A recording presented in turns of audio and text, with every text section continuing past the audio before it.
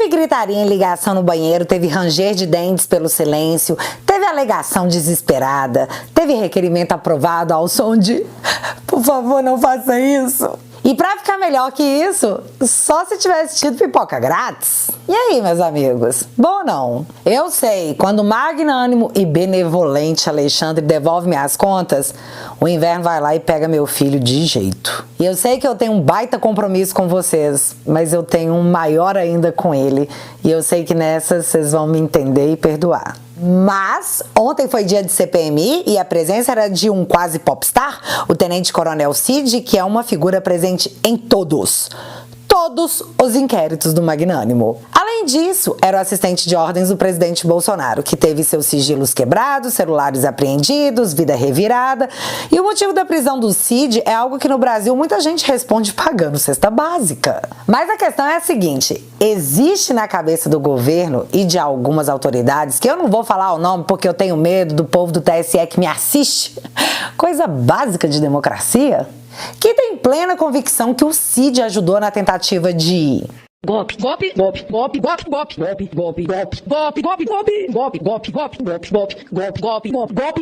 E é engraçado pra mim pensar que o que é considerado uma tentativa de golpe no Brasil, visto o que rolou lá na Rússia, os caras devem olhar pra gente e pensar: brincadeira de criança, como é bom, como é bom. Mas em tempos de democracia relativa, quem manda é a narrativa, que mais uma vez não colou.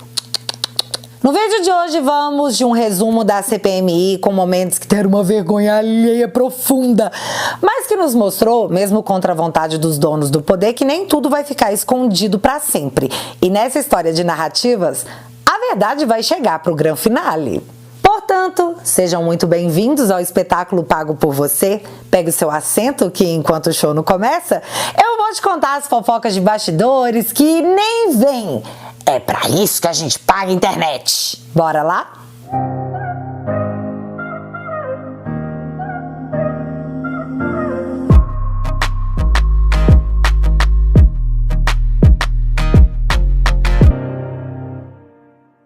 Então, o drama começou na noite de segunda, quando os jornais começaram a contar que Dona Elisiane Gama havia fornecido um jantar para os integrantes do governo na comissão para traçar uma estratégia no melhor estilo Pink Cérebro. Achei adequado. O plano era derrubar os requerimentos que seriam votados e o principal deles seria a convocação do fotógrafo da Reuters, que estava lá no dia 8 pedindo pose pra galera, no melhor estilo "essa foto não ficou boa, vamos fazer de novo". Bizarro. E fica mais estranho quando a gente saca que esse fotógrafo faz a cobertura de diversos eventos da canhotada.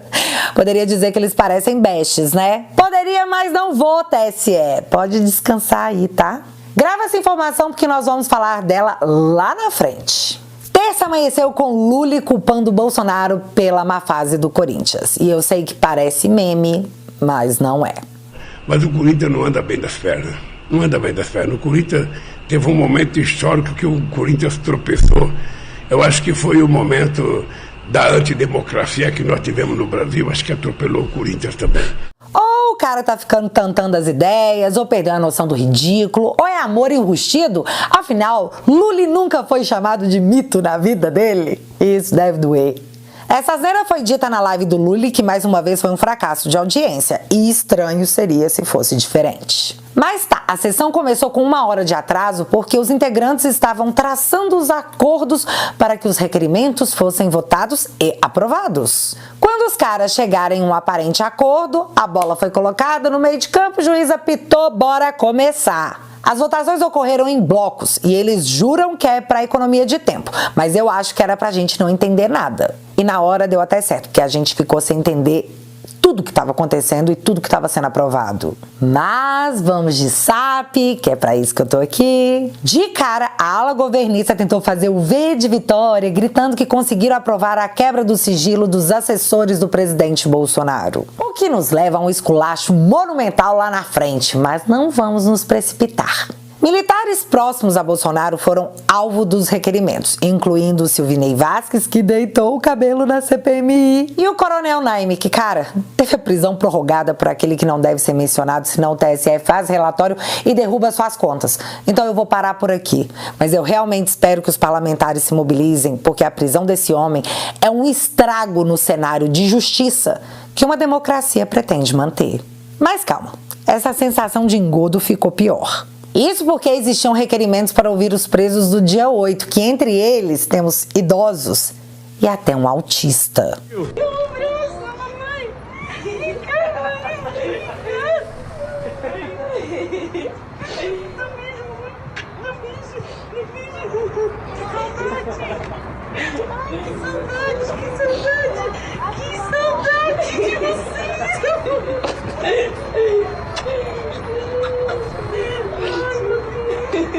Vai também. Não quero, não. Tá bom, presidente. Muito obrigado à secretaria.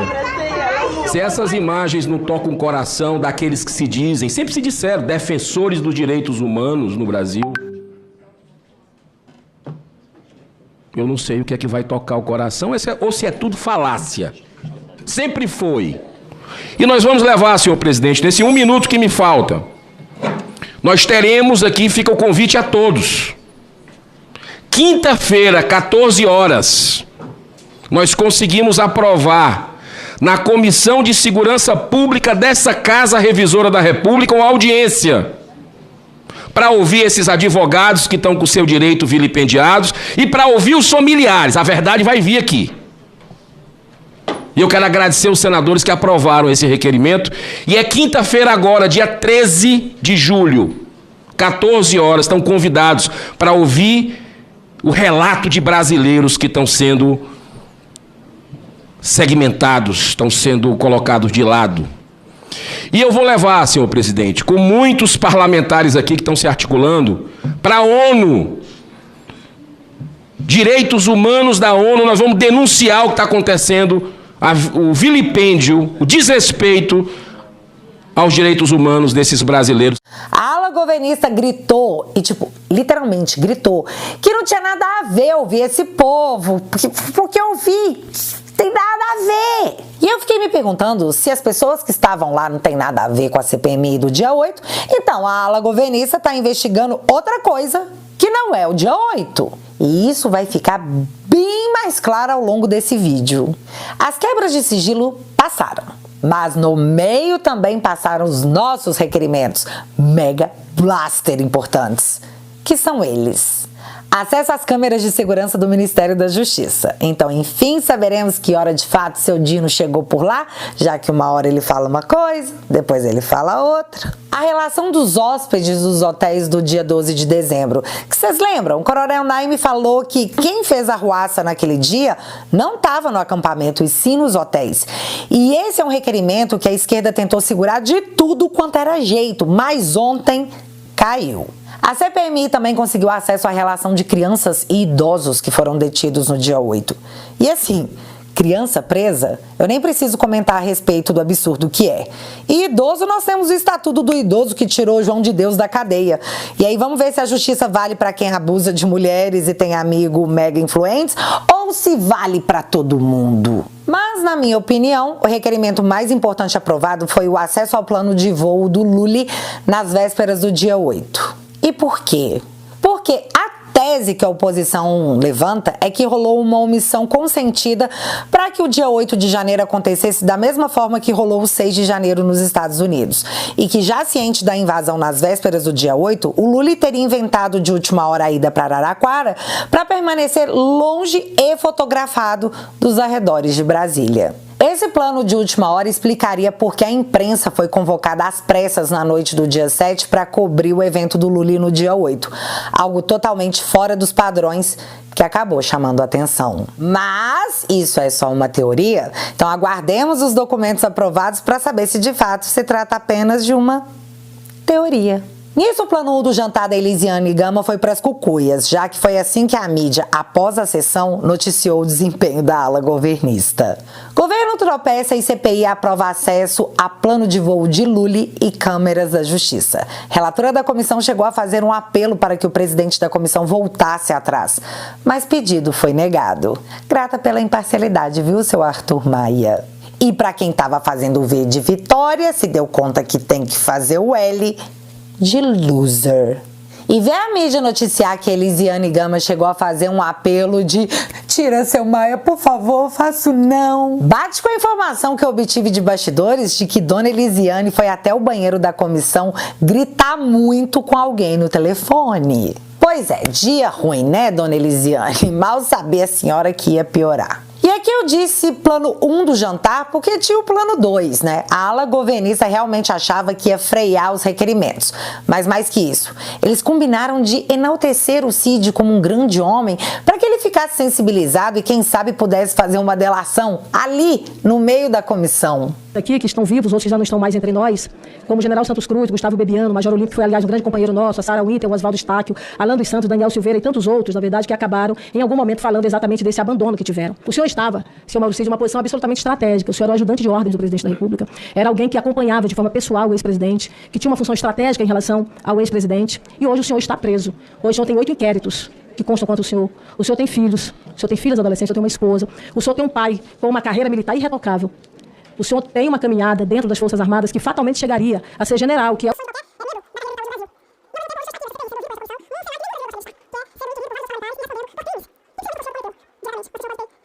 quero finalizar deixando com o senhor um apelo, até em nome da sua família e em nome da sua história, que o senhor, na verdade, se dispusesse, ou se pelo menos pensa em se dispor a contribuir com os trabalhos desta comissão, trazendo as informações que são fundamentais para um objeto fundamental que nós temos, e o objeto claro desta comissão, que é a investigação dos atos do dia 8 de janeiro. O senhor tem interesse de colaborar com esta comissão? Alerta de spoiler, não deu certo. Muitas organizações tabajara da ala governista, né? E isso porque eles são organizados, porque se eles fossem como a gente, briga de ego, briga no Twitter, um mais conservador que o outro, Jesus. Mas beleza, começa a sessão e a galera da ala governista, assim como a mídia, ficaram em choque, porque o Cid, um tenente-coronel, apareceu fardado. Galera, vocês não têm noção do quanto esses parlamentares bateram no Cid por conta da farda. Até que o UOL, Exército diz que orientou o Cid a usar farda em depoimento à CPI do dia 8. Os caras não dão uma dentro. Chegando na CPMI, Cid falou o que acabou se tornando a sua única fala ao longo de toda a sessão. A ordem foi parcialmente concedida pela excelentíssima ministra Carmen Lúcia, nos seguintes termos, abro aspas, concedo parcialmente a ordem apenas para assegurar ao paciente o direito de não ser obrigado a produzir prova contra si, podendo manter-se em silêncio e não ser obrigado a responder às perguntas que possam incriminá-lo.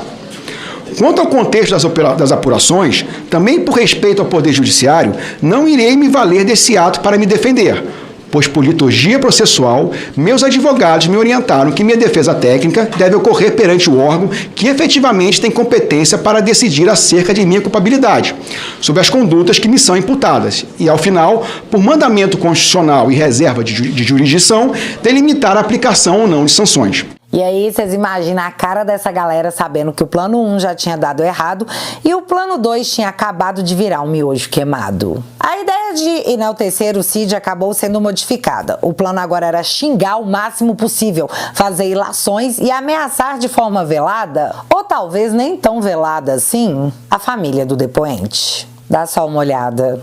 Porque o que é que pode acontecer? A gente intensificar a investigação. E amanhã está sentado aí a senhora sua esposa. Não por ser sua esposa, mas porque na quebra do sigilo dela, mostra que ela também participou dos atos golpistas. E não é o que nós queremos e Ô, presidente, é demais. Aí, ó, presidente, falar da esposa, da família, não tem o mínimo de senso. Tudo bem que é liberdade, presidente, mas tem limite. Vocês entenderam? Ou você fala o que a gente quer, ou a gente, sei lá, pode convocar sua esposa e amanhã ela tá sentada aí. E, gente, eu olhava pra cara desse deputado e eu não sabia exatamente de onde eu conhecia ele. Só que aí a Paula foi lá no Twitter me mostrar que o meu subconsciente não tava louco.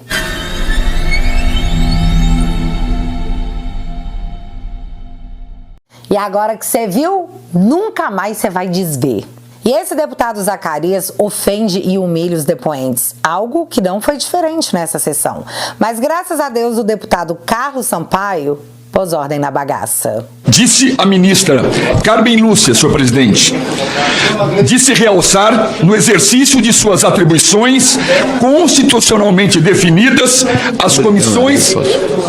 as comissões parlamentares de inquéritos devem assegurar que a pessoa inquirida seja tratada sem agressividade, sem truculência, sem deboche, resguardando-se o dever de respeitar a dignidade da pessoa humana. Não foi isso que eu vi nas indagações que foram feitas agora.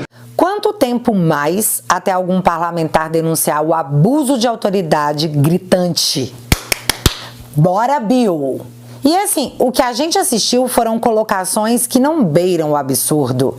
São ridículas mesmo. Tigresa, você é doida, minha filha? Gostaria de lhe fazer uma pergunta, eu sei que o senhor não vai responder. Gabriela Cid confirmou aos policiais que utilizou um certificado falsificado pelo próprio marido. Neste ponto, Gabriela Cid, sua esposa, mentiu em depoimento? Já sei, o senhor não vai responder. Então, o senhor diz que Gabriela Cid mentiu. A sua esposa mentiu em depoimento. Gabriela Cid, sua esposa, mentiu em depoimento? Já sei, o senhor não vai responder. Então, o senhor diz que Gabriela Cid mentiu. A sua esposa... Peraí, deixa eu entender. A mulher faz uma pergunta e o Cid permanece em silêncio. E aí ela conclui com então o senhor tá mentindo. O senhor tá dizendo aqui que sua esposa mentiu? Tigresa, ele não falou nada, minha filha. E sobre essa situação de se usar o silêncio de um depoente para incriminá-lo, Soraya, que é advogada, deveria saber que não é isso que acontece. E aí o Moro teve que explicar porque narrativa tem limite e esse limite é subjugar a inteligência do cidadão com política barata, que foi o que ela tentou fazer. Mas é importante resgatar que o fato de ser exercido o direito de silêncio, seja a pessoa culpada ou inocente, não tem nada de desabonador necessariamente.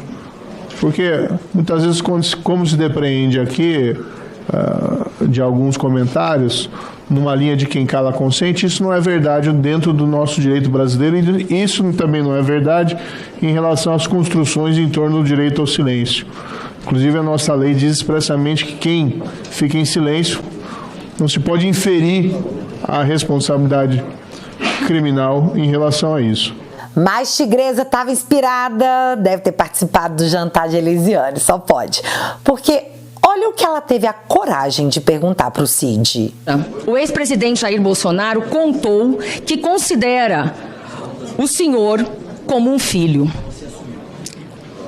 Mas o seu pai age como um pai. Seu pai vai estar sentado aí, sua esposa vai estar sentada aí, provavelmente seu irmão. O seu pai age como um pai aguerrido, procurando livrar a cria deste enredo no qual ele se meteu. Um filho que lhe inspirava muito orgulho e que deve inspirar. Ele não quer que o seu filho assuma sozinho. Eu pergunto para o senhor tem dois pais.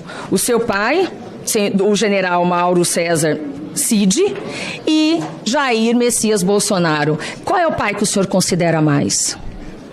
Meu Deus, que coisa abjeta. Soraya, se você não tem um amigo na sua vida para te contar que você nunca mais vai se eleger, eu faço esse papel. O Mato Grosso nunca mais vai te eleger pra nada. Quer valer? No dedinho? Olha o quão baixo a ala governista tá indo nessa CPMI pelo simples fato de não ter nada. Nadinha.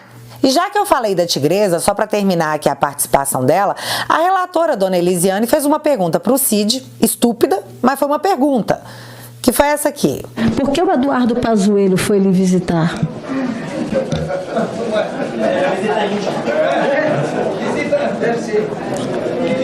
Eu pergunto ao senhor, por que o Eduardo Pazuello e o Fábio Van Garden esteve em algumas visitas com o senhor agora nesse período de prisão? Pra que, Elisiane? Sério? Pra virar meme? Não.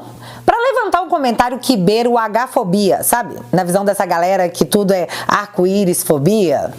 Que foi a seguinte. Pazuello e Van Garden foram lá pra visita íntima. Só imagina se alguém da oposição falando uma coisa dessas. Saía de lá preso. E eu mencionei a Soraya porque foi ela que fez a intervenção à fala abjeta. Dizer que visita íntima é um desrespeito ao depoente. Concordo, que foi que destacaram aqui atrás. Então é importante que se mantenham a linha aqui. Desculpe, é um desrespeito ao depoente. Mas ninguém falou em visita íntima. Falaram, presidente. Senadora... Mas nessa sessão tivemos tempo, é claro, para pautas identitárias, por mais que o assunto fosse dia 8. Como, por exemplo, essa matéria aqui do Globo. Bocejo e ouvido tapado. Reação de bolsonarista à acusação de Érica Hilton por arco-íris-fobia gera revolta. Vamos entender o bocejo criminoso. Enquanto a Érica Hilton falava, o Rogério Carvalho gritou que tinha um deputado que tinha falado um comentário que ele achava que era arco-íris-fóbico. Aí, galera, começou uma gritaria generalizada, aqueles barracos longos que não tem o que fazer, sabe? Você só pode sentar e esperar. Foi nessa hora que o Feliciano tapou o ouvido e o Nicolas bocejou.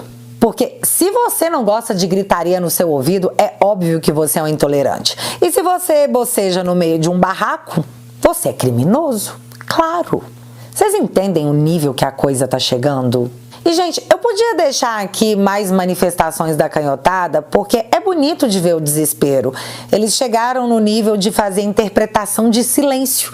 E em breve, se ninguém frear isso aí, vai ter interpretação de pensamento, já que bocejos já foram criminalizados. Mas alguns podem considerar uma grande perda de tempo, coisa que eu vou ter que concordar, já que o que a gente quer ver é trator passando. E é isso que você vai assistir agora. Cid na CPMI, por que ele tava ali? Chega mais, Ramagem. Cumprimento o Coronel Cid.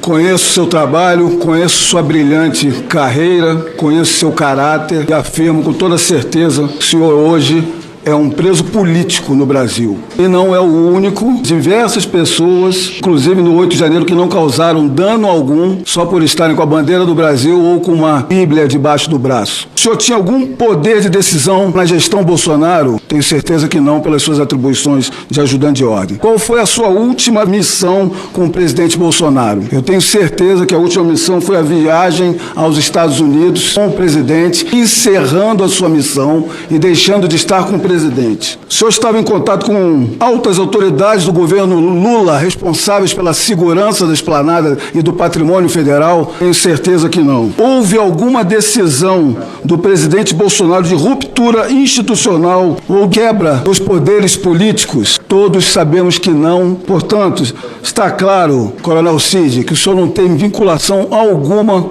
com o 8 de janeiro. Em recente entrevista do atual diretor-geral da Polícia Federal, fica claro pela fala dele que a administração pública conhecia dos riscos do 8 de janeiro e que houve uma falha generalizada da administração pública do Lula. Da mesma forma, o ministro da Defesa, Múcio, declarou a todos que as pessoas que estavam no 8 de janeiro não havia qualquer liderança, o que desvincula não apenas o Coronel Cid do 8 de janeiro, como também o presidente Jair Messias Bolsonaro. Demonstrado isso, vamos à demonstração das arbitrariedades da sua prisão. Começo de 2022 ainda, foi imputado ao senhor crime de violação de sigilo funcional. Isso do inquérito policial federal da Polícia Federal. Ora, quem determina sigilo funcional de um inquérito é um delegado de polícia ou um magistrado. Quem disponibiliza as informações desse inquérito é um delegado de Polícia Federal. Sobre o assunto, quando perquirido, o delegado informou que o inquérito não havia sigilo algum decretado tanto por ele como pela Justiça. A Corregedoria da Polícia Federal, no caso, declarou da mesma forma que não havia sigilo algum. A Procuradoria-Geral da República, em vista dos fatos, declarou que não havia sigilo algum e mais, declarou a tipicidade da conduta do Coronel Cid, ou seja, não há fato típico, ou seja, não há crime algum do Coronel Cid. Portanto, esse inquérito era para ser arquivado. A PGR entrou com diversos pedidos de arquivamento, só que o ministro Alexandre de Moraes não considerou nenhum deles, mesmo com a investigação policial já encerrada. Nós sabemos que pode haver uma supervisão judicial, mas não com tantas ilegalidades e arbitrariedades promovidas pelo próprio judiciário. E aqui eu vou parar rapidinho a fala do Ramagem, porque é legal quando alguém aparece para pegar documentos e esfregar na cara da sociedade, né? Pois é. Foi exatamente isso que o Felipe Barros fez. Um dos inquéritos que o Cid responde, que levou à apreensão do seu celular a primeira vez, foi pelas lives do Bolsonaro no dia 29 de julho e 4 de agosto de 2021. A alegação seria divulgação de documento sigiloso. Será? Se me permite, vou ficar em pé para mostrar os documentos para vocês. Eu fui relator da PEC do voto impresso, Rubens. Eu fui relator da PEC do voto impresso. Nessa PEC, nós aprovamos, deputado Eduardo, um requerimento pedindo à Polícia Federal todos os inquéritos que versassem sobre a invasão de urnas eletrônicas. Esse requerimento foi aprovado por unanimidade. Os deputados do PT aprovaram, assim como os deputados do PL ou do PSL naquele momento. Todos aprovaram. Com base nisso, eu, como relator, encaminhei ao superintendente da Polícia Federal esse documento, senadora Elisiane Gama, solicitando a cópia do inquérito, com base no requerimento que nós aprovamos por unanimidade na comissão. E no requerimento que eu envio ao superintendente da Polícia Federal, eu ainda tomo a cautela, orientado pela assessoria dessa comissão, dessa Câmara dos Deputados, eu tomo a cautela de acrescentar a súmula 14 do Supremo. Digo o seguinte: alternativamente, caso o franqueamento de amplo acesso ao teor do inquérito em questão prejudique os andamentos das investigações, requer-se a concessão parcial de cópias, devendo ser excluída apenas a parte de diligências ainda não cumpridas. Pois bem, mandamos esse ofício ao superintendente da Polícia Federal e eu recebi a resposta. O e-mail do delegado da Polícia Federal, dizendo o seguinte: encaminha a Vossa Excelência a cópia integral dos autos do inquérito policial. Está aqui. A Câmara dos Deputados, a pedido da Comissão Especial, recebeu o inquérito em questão. Quando nós recebemos esses documentos, eu imediatamente encaminhei ao presidente Arthur Lira. Está aqui o ofício encaminhando ao presidente Arthur Lira. O inquérito que eu me refiro é o inquérito de 2018, que investiga supostas invasões em 2018. Exatamente. E aí, nós discutimos e debatemos isso publicamente na Comissão Especial. Era fato público. Pasmem vocês, o ministro Alexandre de Moraes abriu um inquérito para investigar o coronel Cid e a mim, e o presidente Bolsonaro. O delegado responsável pelo inquérito, o deputado Jandira, foi prestar depoimento. E no depoimento do delegado Vitor Feitosa, ele diz, com todas as letras, categoricamente, que o inquérito não estava sob sigilo. A sindicância aberta pela Corregedoria da Polícia Federal afirma, nesse documento, que o inquérito não estava sob sigilo. Essa é a conclusão da sindicância. A Câmara dos Deputados, a Procuradoria Parlamentar, então, juntou ao inquérito esse parecer dizendo que existem 2 atos da mesa da Câmara dos Deputados que disciplinam o recebimento de documentos.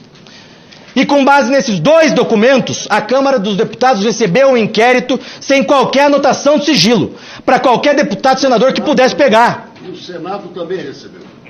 E a Procuradoria da Câmara ainda conclui, dizendo que esse inquérito que Coronel Cid e eu estamos, junto com o presidente Bolsonaro, Procuradoria da Câmara dos Deputados, conclui dizendo que é um abuso de autoridade a continuidade desse inquérito. Depois disso, o Procurador-Geral da República, o PGR, pede o arquivamento com base em tudo isso que eu falei agora e mais. Ele cita normativas internas da própria Polícia Federal e conclui que o inquérito não estava tramitando dentro do sistema da Polícia Federal em que tramitam inquéritos sigilosos. Esse pedido de arquivamento do Procurador-Geral da República, o Aras, é de 17 de fevereiro de 2022. Desde então, nós estamos aguardando em berço esplêndido o ministro Alexandre de Moraes a arquivar esse inquérito. Então, as estratégias são as mesmas. É a pesca de provas. Eles chegam, deputado Feliciano, com a narrativa pronta e aí, com base nisso, tentam selecionar provas para corroborar com as conclusões que eles já chegaram antecipadamente.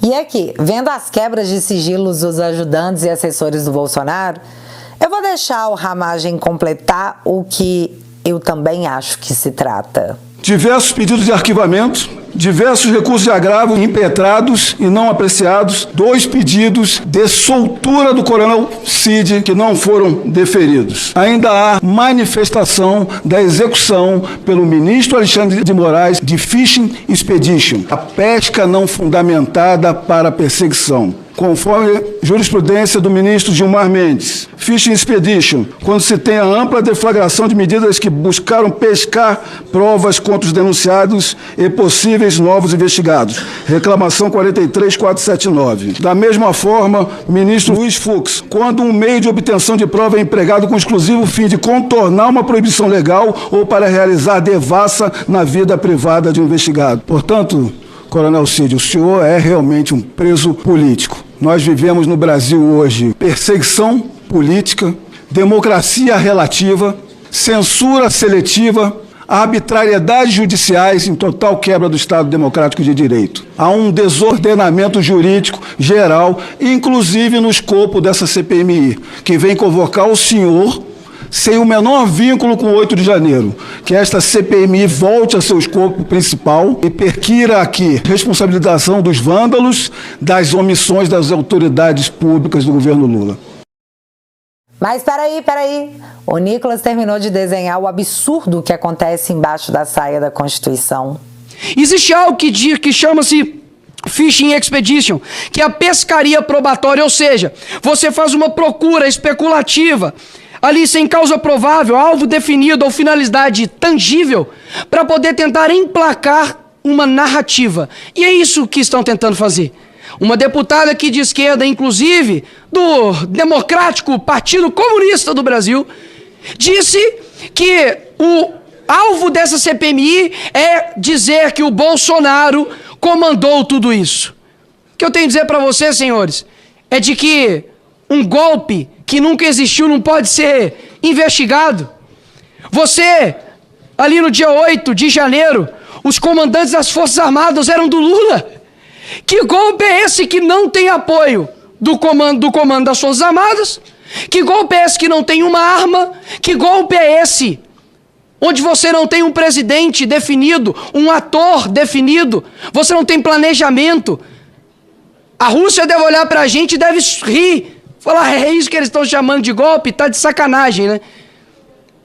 Ou seja, isso daqui, infelizmente, enquanto nós não ouvimos os pais e mães e avós e avós que estão lá dentro, e eu conheço vários e recebo os seus familiares lá no gabinete, chorando, pedindo justiça. É a primeira vez, senador Magno Malta, que eu vejo o investigado pedir investigação e os que acusam obstruir a investigação.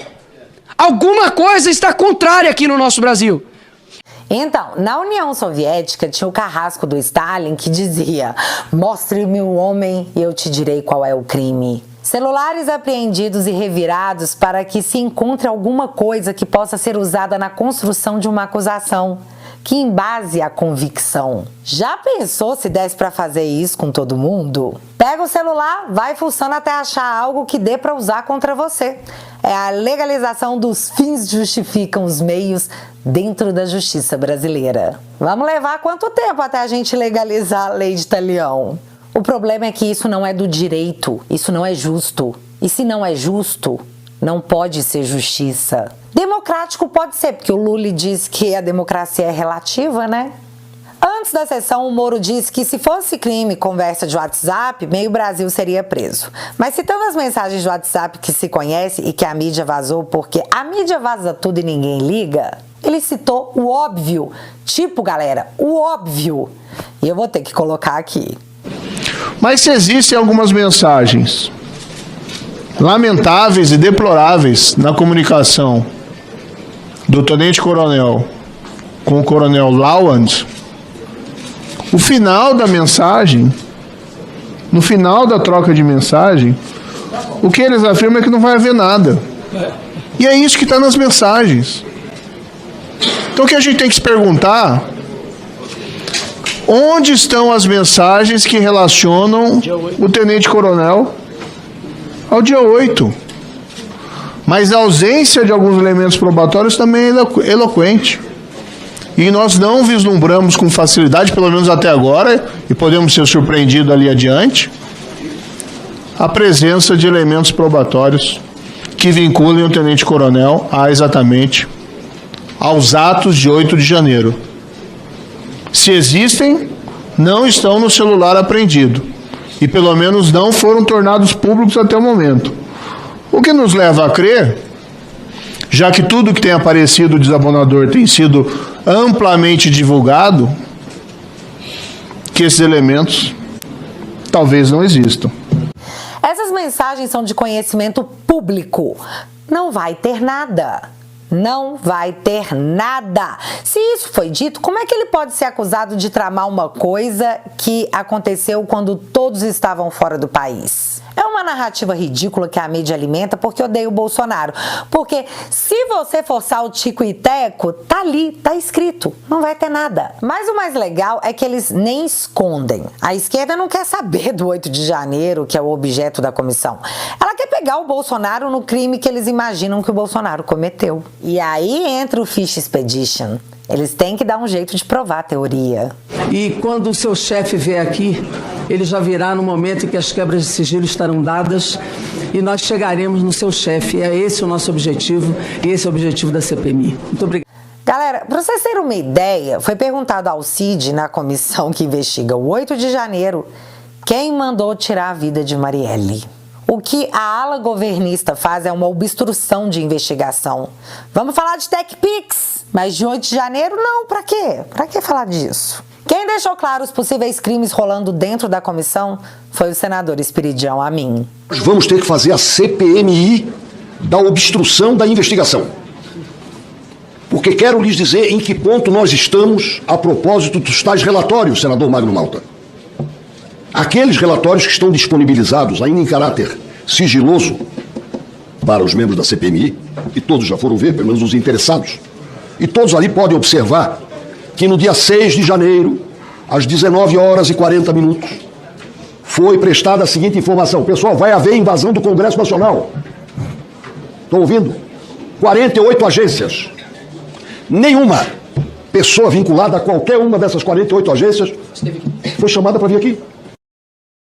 E quero lhe dar uma informação única. Nós todos já pedimos, porque ouvimos do atual diretor-geral da ABIN, Luiz Fernando Corrêa, na CCA da semana passada, quinta-feira da semana passada, que os documentos, presidente, nunca foram sigilosos. Quem apôs sigilo no primeiro, aquele que foi modificado, foi o GSI, não foi a ABIN. A ABIN.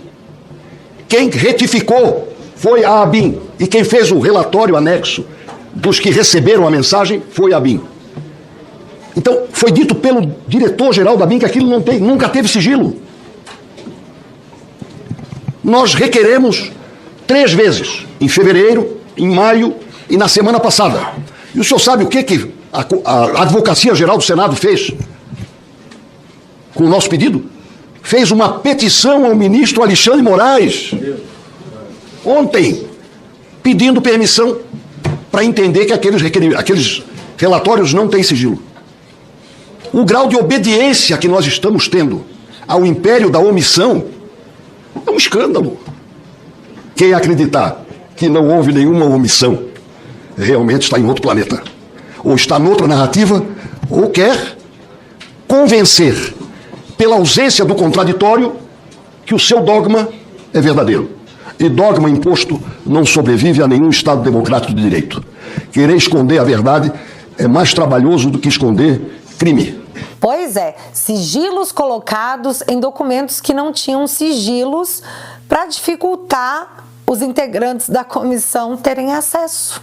Mas falando em documentos e a gravidade da manipulação, o senador Cleitinho trouxe um fato concreto que deveria chocar meio mundo e não é repercutido. E fez isso com o sotaque mais maravilhoso do Brasil, o mineiro. Como o senhor não vai falar, eu vou falar para você. Você está aqui como preso político. Você está aqui porque você foi um homem de confiança do ex-presidente Bolsonaro por 4 anos. E querem vincular de todas as formas na questão do dia 8.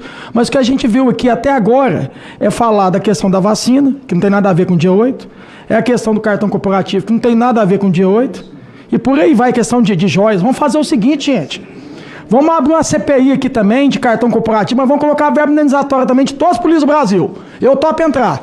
Quer quebrar sigilo? Eu já falei que tem que fazer o seguinte: a hora que chegar no final do mandato, tem que ter uma lei para quebrar sigilo do telefone bancário de todos os polícias. É muito fácil apontar o dedo. E eu até acho que quem não deve não tem que temer nada. Então, o senhor está aqui simplesmente porque você, como preso político, querem vincular a questão do dia 8, mas não achou nada no dia 8. Agora, que é o seguinte que virou esse país. Quem é amigo, pode tudo. Agora, quem é inimigo, quem é oposição e até quem discorda, é o rigor da lei. E o que está acontecendo aqui é isso. Porque você está aqui, né, está até com suspeita de questão de ter falsificado a vacinação, está preso. Agora o senhor G. Dias está solto com falsificação de relatório. Olha como é que é esse país, gente. Olha como é que pode, como o próprio Nicolas disse, né, o senhor ex-governador do Rio de Janeiro, com 400 anos de prisão, está fazendo live de falar de turismo do Rio de Janeiro e rindo da cara do povo. Esse pode ficar solto. O ex-presidente da Câmara também, o senhor Eduardo Cunha, está andando para todo quanto é lado e dando entrevista, levou a família para Dubai para gastar dinheiro público. Esse está solto, mas você está preso pela questão da vacina. Então, eu queria só falar uma situação aqui. Está na hora da gente convocar, né, o G. Dias, está na hora da gente convocar o fotógrafo, está na hora da gente convocar, porque lembra até a questão do Globo Repórter, aonde que está, onde se viu, esse pessoal que quebrou, vamos trazer esse pessoal que quebrou, tá a tal Diana Priscila, que não representa a direita, ela não me representa, ela tem que estar aqui. Vamos perguntar para ela, que ela falou o seguinte, missão dada, missão cumprida, Flávio Bolsonaro. Vamos saber quem mandou dar missão para ela poder vir aqui e falar pra gente. Tá fácil de resolver, convoca ela. E esses outros que quebraram, que eu queria saber cadê esse povo, cadê eles? Esse pessoal que quebrou, esses tem que pagar. Agora eu queria falar, tem milhares de nós, escutei aqui, não sei se foi senadora ou deputada falando, questão para a gente tem que convocar os grandes, os peixes pequenos. Pera aí, esses peixes pequenos aí, eles estão presos. Estão tratando eles como culpados. Eles têm que estar aqui para poder mostrar a inocência deles. E a maioria, quase todos são inocentes. São patriotas. São pessoas que estavam revoltadas, como eu, que eu queria falar uma coisa aqui agora, aqui para todos os polícios do Brasil, aqui para toda a população brasileira. Tem hora que eu ando na rua e falo assim, lá é difícil, né, Cleitinho? Como é que é lá? Nossa, você não deve estar aguentando, né, Cleitinho? Eu não estou aguentando, lá é bom demais. Lá eu ganho quase 30 mil reais litro por mês, gente. Ganho em dia.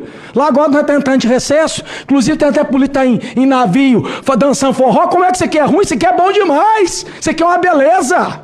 Isso aqui nós tem privilégio, tem regalia, tem um monte de coisa. Isso aqui, quem que não quer ser político? Que dia que a salário de política atrasou? Isso aqui é uma delícia, isso aqui é bom demais. Eu tenho que ajoelhar e agradecer a Deus.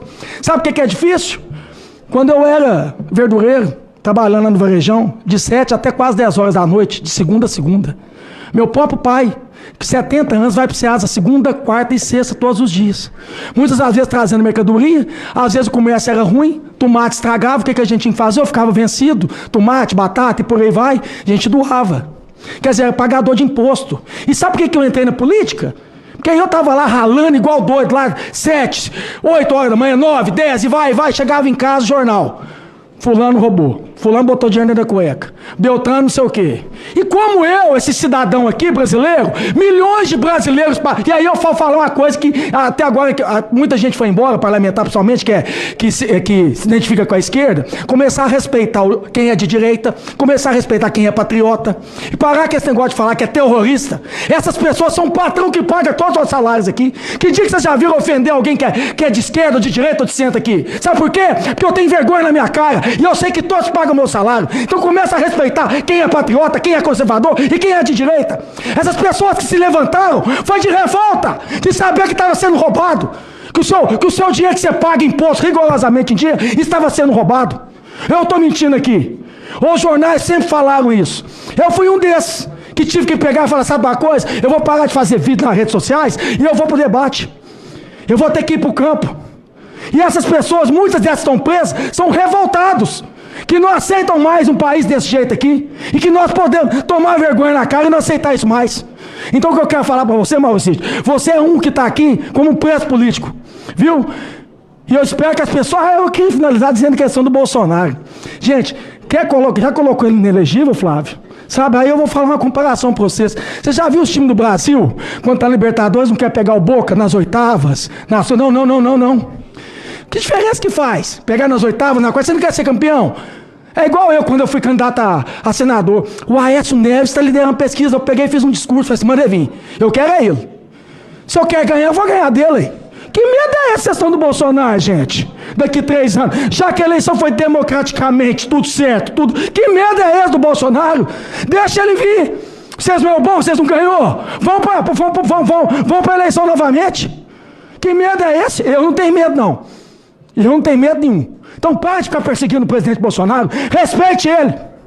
Ele é um ex-presidente que tem que ser respeitado. Como todos. Alguns não. Muito obrigado. Olha, quem ficou chateado comigo, pode orar, que vai passar. Muito obrigado. Muito obrigado, senador. Mas eu também tô querendo saber por que o Cid tá preso por adulterar cartão de picadinha e o G. Dias tá solto após relatórios oficiais adulterados. Qual a lógica? Mas o tempo da ala governista nessa comissão está acabando para a implementação das narrativas, já que após o recesso iremos ouvir os reais envolvidos no 8 de janeiro, aos quais teremos muitas perguntas a fazer.